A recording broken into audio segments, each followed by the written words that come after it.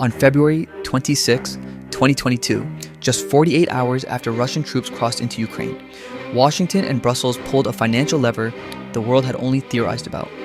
With one coordinated announcement, the United States and the European Union moved to disconnect Russia from SWIFT, the global messaging network that links 11,000 banks across 200 countries and quietly routes about $5 trillion in transactions every day. To Western policymakers, it felt like dropping an economic EMP. Without access to SWIFT, Russian banks would suddenly be unable to send or receive international payments. No cross-border settlement, no trade financing, no global commerce. The expectation was clear: isolate Russia financially, and the rest would collapse in sequence: the ruble, the economy, and eventually Putin's political footing. Commentators framed it as the sanctions equivalent of a nuclear strike. But 2.5 years later, the narrative took a turn few in the West anticipated. Russia did not disintegrate. The ruble clawed its way back. And Russian trade didn't vanish, it simply rerouted around SWIFT. And the shockwave wasn't Russia's resilience alone. What truly unsettled the global order was that dozens of nations watched this unfold and drew their own conclusions. If the US can cut Russia off from the financial system for political reasons, nobody is safe. This moment didn't create a new pattern, it exposed an old one. Across the past 110 years, dominant powers have weaponized financial infrastructure 4 times, and every single time the same sequence unfolded. First, the hegemon uses its financial system as a tool of coercion. Then the targeted nation scrambles for alternatives. Neutral countries hedge to avoid being next. And finally, the weapon loses its bite, taking the issuer's financial dominance down with it. The United States believed it was exercising unmatched leverage in 2022. What it may have triggered instead was the unraveling of the very system that gave it that leverage in the first place. What happened after the SWIFT cutoff wasn't random. It wasn't a one-off glitch in global finance. It was the latest chapter in a 110-year pattern the world keeps replaying, even if each generation thinks it's doing something new. Every time a dominant power turns its financial system into a weapon, the same dominoes fall. First comes confidence. The hegemon believes it holds the ultimate pressure tool. It thinks it can punish an enemy without firing a shot. That confidence is exactly what Britain felt in 1914. It's what the United States felt in 1979. It's what Washington felt again in 2014 and finally in 2022. But then comes the backlash. The moment financial infrastructure is weaponized, countries on the receiving end begin engineering workarounds. And not just them. Nations that aren't even involved start hedging. They imagine a scenario where they might be next. They diversify. They look for backup systems. They question whether any reserve currency is truly safe. And that is where the decline begins. Not in an explosion, in a quiet shift of incentives. This has happened 4 times in the past century, and the loop has never broken. The script is always identical. Step 1, the dominant power builds and controls the world's key financial network. Step 2, it uses that power to punish an adversary. Step 3, the target looks for alternatives because it has no choice. Step 4, neutral countries hedge so they aren't exposed. Step 5, the weapon loses impact, the issuer loses trust, and the system that once made the hegemon powerful begins to weaken. The United States triggered the same chain reaction in 2022, whether it meant to or not. The SWIFT cutoff sent a quiet message to the entire non-Western world. Your access to the global economy is conditional. It can disappear overnight, and when access becomes conditional, nations don't wait around. They build escape hatches. That's why what looked like America's strongest financial move may end up accelerating the decline of the very dominance it was designed to defend. Because once a financial weapon is used, the world never forgets, and it never stays still. To understand why the 2022 cutoff set off alarm bells around the world, you have to understand what SWIFT actually is. Most people think it's a bank. Some think it's a place where money moves physically. It isn't either of those. SWIFT is a messaging network. That's it. But it's a messaging network that holds the global financial system together. When a bank in New York needs to send $1 million to a bank in Tokyo, SWIFT sends a secure message that authorizes the transfer. The actual dollars move through correspondent banks. But without the SWIFT message, the transfer can't happen. The system was built in 1973 by 239 banks across 15 countries. And by replacing old telex messages, which were slow and error-prone, SWIFT made cross-border payments fast. clean, and standardized. It grew fast. By 1977, SWIFT handled 10 million messages per year. By 2024, it processed more than 11 billion messages, roughly 45 million per day. It became the nervous system of global finance, the invisible wiring behind international trade. And even though SWIFT is based in Belgium, it never operated in a vacuum. Its governance is dominated by American and European banks. More importantly, most global transactions settle in US dollars through New York. That gives Washington extraordinary leverage. If the US pressures SWIFT to disconnect a country, SWIFT complies. If the US decides a bank can't access dollar clearing, that bank is effectively removed from the world stage. This is why countries took the 2022 cutoff so seriously. America had used this power before. In 2012, Iran was pushed off SWIFT. The impact was brutal. Oil buyers couldn't send payments. Iranian exports collapsed. The economy shrank by 9%. Inflation surged to 45%. Iran had no choice but to negotiate. The world saw that SWIFT could cripple a nation, but Iran was a smaller case. Still painful, but limited. What happened next was more important. Iran spent years creating alternatives, barter deals, crypto channels, non-dollar trade with China, Russia, and Turkey. So when sanctions returned in 2018, Iran didn't break the way it did in 2012. And that's the pattern. When a financial weapon works once, it works because it's a surprise. It works because the target wasn't ready, but after the first strike, everyone watches, everyone adjusts, everyone builds contingency plans, which leads back to Russia. In 2022, the US didn't just cut a country off from SWIFT, it proved publicly that any nation whose foreign policy clashes with Washington can lose access to the global economy overnight. For many countries, that wasn't a sanction, it was a warning. A reminder that the US sits at the center of a system it can weaponize at will. And once that realization spreads, even allies begin asking the same quiet question: what happens if we're next? That question is the beginning of the unraveling. To see why the world reacted so fast to the 2022 sanctions, you have to rewind more than a century. Because this isn't the first time a superpower believed it could use financial dominance without consequences. The very first example goes back to 1914, when the British Empire sat at the top of global finance. Before World War I, the British pound was the world's reserve currency. London was the financial capital of the planet. Roughly 65% of international reserves were held in sterling. Every major country relied on British banks to settle global trade. Britain had the status the United States holds today. Then war erupted in August 1914, and Britain made a choice it had never made before. Under the Trading with the Enemy Act, it froze German assets. Not just bank accounts, Britain seized German-owned businesses, ships, and property across the entire empire. It was financial warfare on a scale no one had ever seen. The effect on Germany was immediate. German firms lost their foreign operations overnight. Banks could no longer access London's credit markets. International trade collapsed. Britain believed it had secured a decisive advantage. It assumed financial dominance meant financial immunity. But something else was happening under the surface. Countries that weren't part of the conflict began paying attention.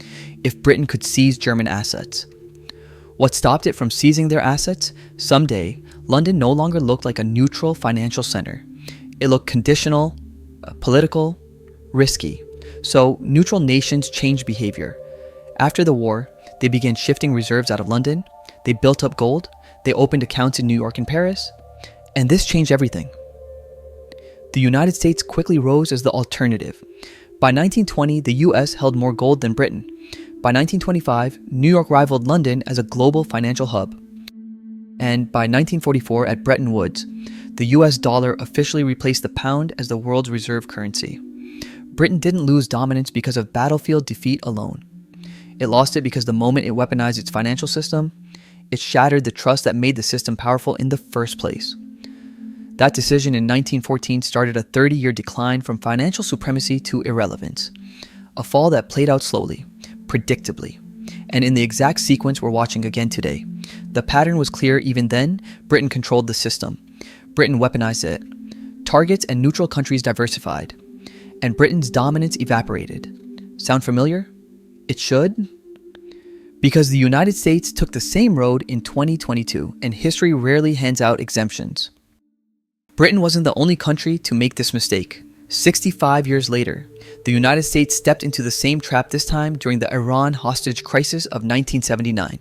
And just like 1914, the move looked powerful in the moment. But the ripple effects stretched far beyond what anyone in Washington expected.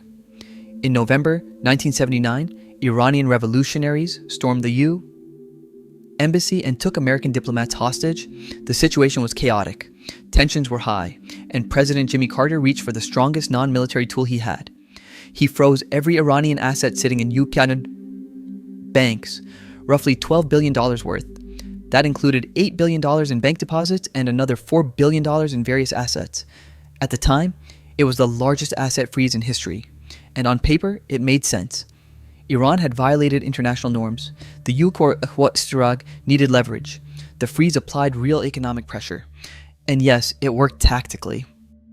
The hostages were released in January 1981, and the freeze played a role in that outcome. But once again, the world was watching, and the world connected the dots quickly. Countries across the Middle East, especially the OPEC states, realized something unsettling. Their national wealth wasn't truly theirs if it sat inside the American financial system. No court ruling, no treaty, no due process, just a signature from the president, and billions could be locked away. It didn't require war. It didn't require wrongdoing. It required political disagreement. That realization changed reserve strategy around the globe. Throughout the 1980s, OPEC countries began unwinding their exposure to the dollar. In 1977, about 85% of their reserves were in dollars. By 1991, that share had fallen to 71%. They started holding more Deutsche Marks, more yen, and more gold. They opened accounts in London, Zurich, and Singapore so they weren't tied to New York, even close us. Partners like Saudi Arabia, Kuwait, and the UAE reduced their treasury holdings, not because they opposed the U.S., but because they learned the same lesson Germany learned in 1914. Your reserves are safe until the day they aren't. The U.S. gained short-term leverage over Iran, but long-term, it weakened global trust in the dollar.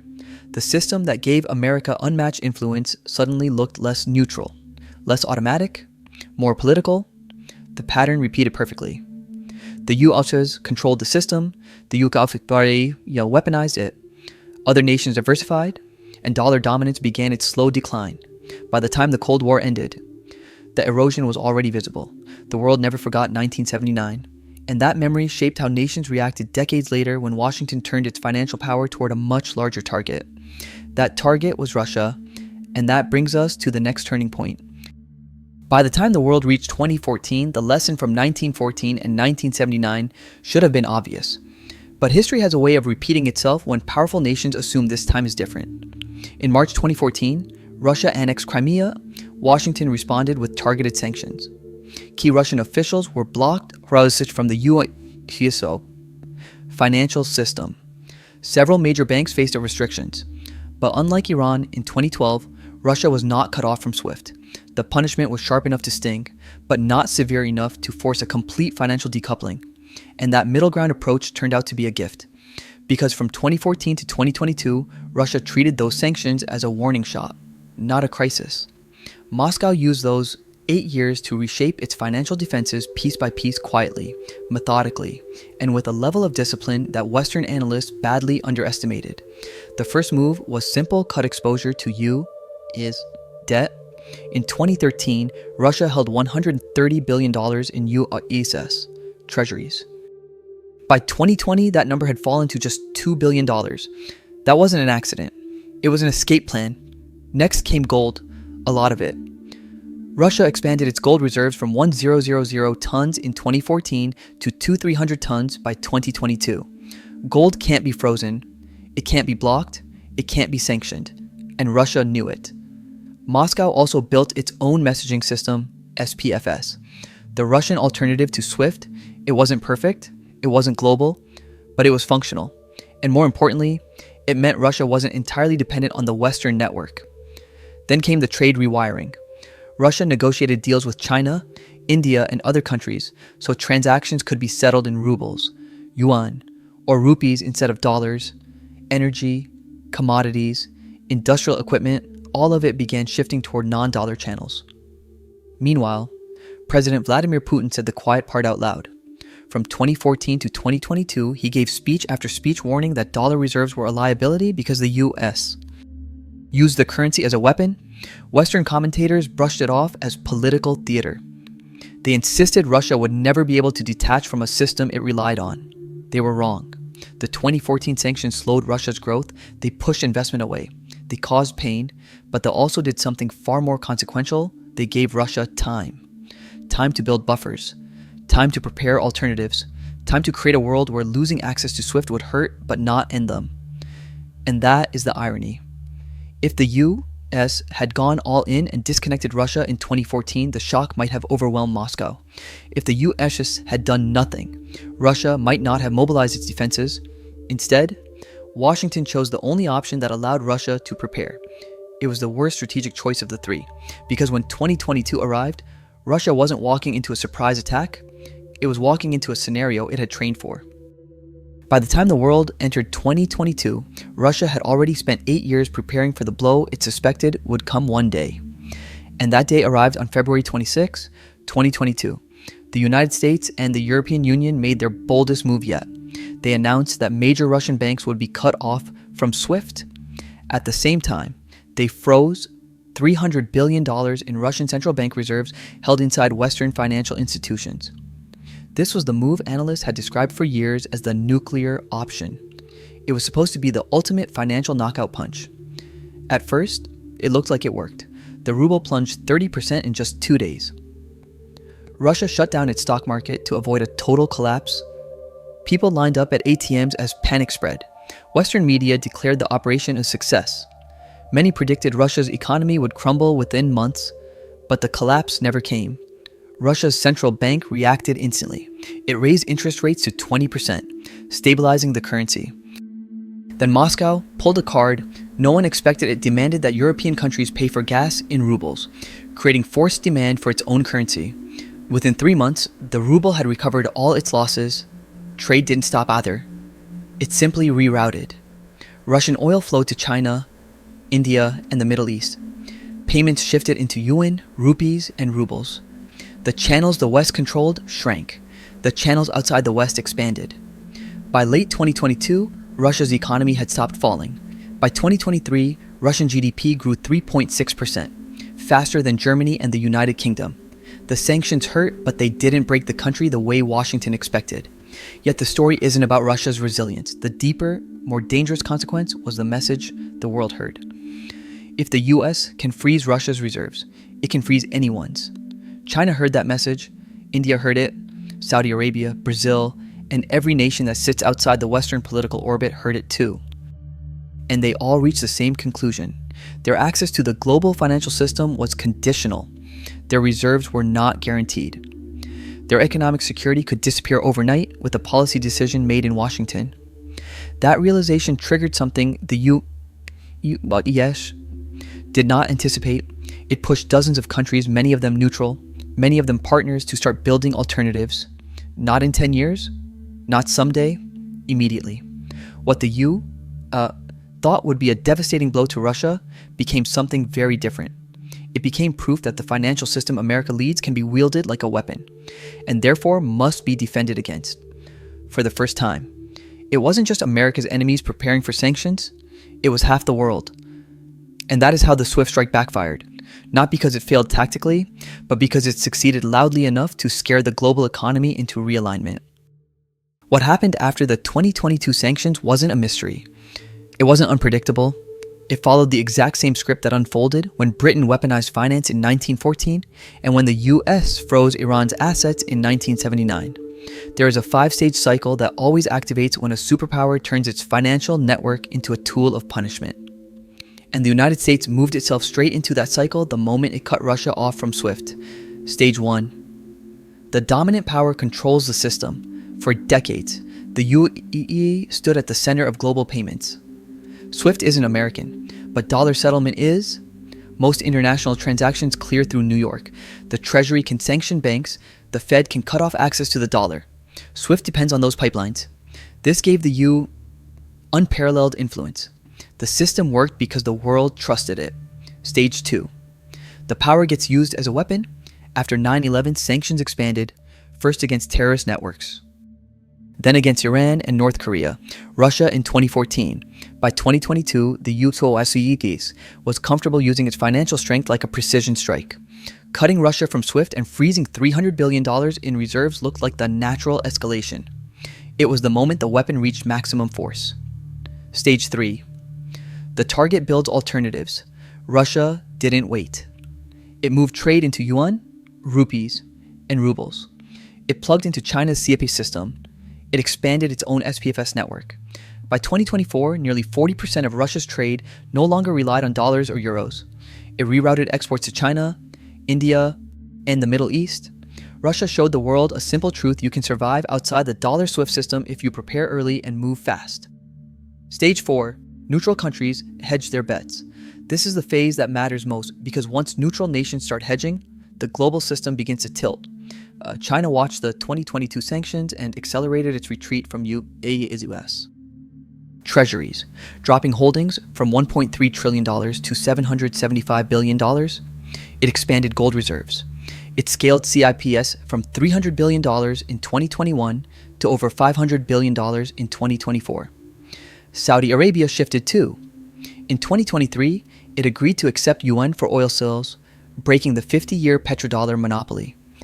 By 2024, it joined BRICS, along with the UAE, Iran, Egypt, and Ethiopia, when India began settling trade with the UAE in rupees. Brazil and Argentina explored a shared currency. Over 50 central banks tested systems designed to reduce dependence on the dollar and SWIFT. The signal was unmistakable. The world wasn't waiting to become the next Russia, it was diversifying now. Stage 5. The weapon loses power. This is where the U stands today. Dollar reserves have fallen from 71% in 1999 to 58% in 2024.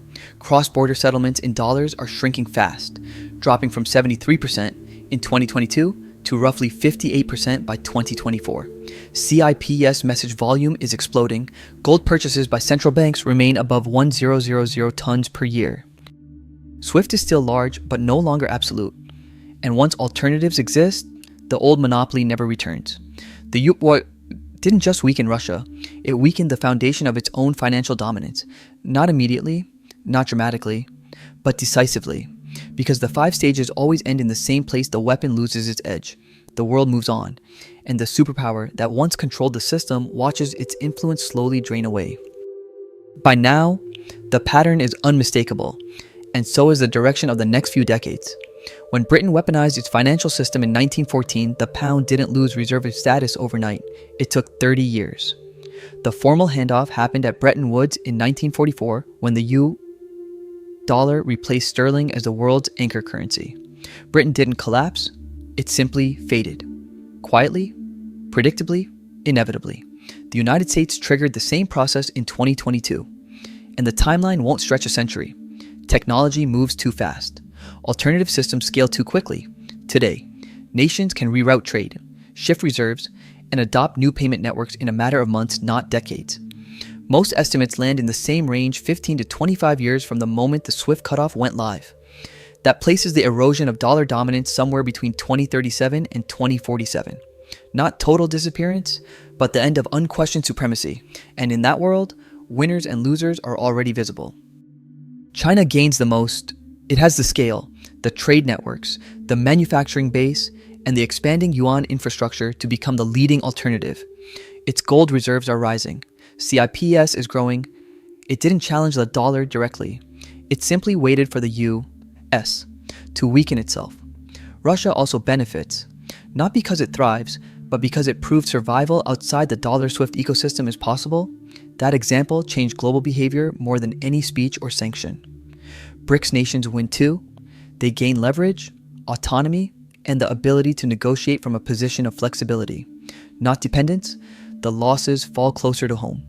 The United States loses the financial privilege that allowed decades of low-interest borrowing and a lifestyle built on imports paid for in its own currency.